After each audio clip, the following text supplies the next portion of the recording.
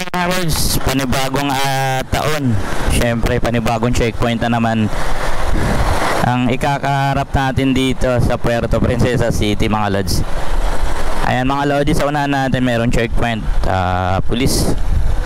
Ay ay shoutout kay Idol. Ayan, so tropa natin mga lods.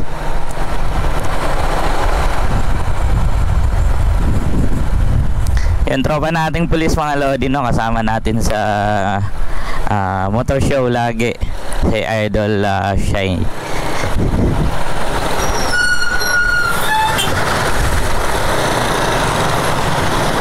So ingat-ingat mga lodi sa mga naka substandard helmet ngayon, kasi umpisa na naman ng checkpoint ngayong taon 2025 mga lods.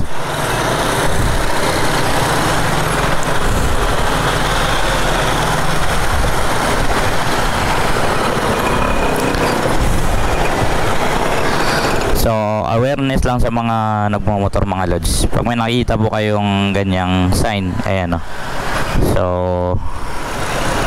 wag natin i-block yung intersection na to, kasi merong police dito na station.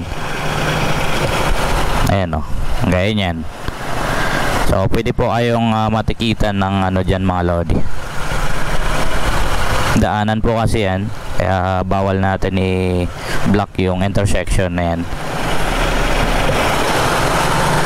Yan, so pagka go, okay lang mga lodi, diretso lang.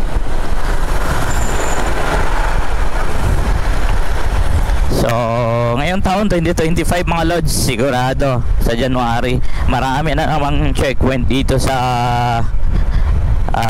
atin sa Palawan mga lods. Ayan o, so may nadaanan ulit tayo, nasalubong tayong highway patrol.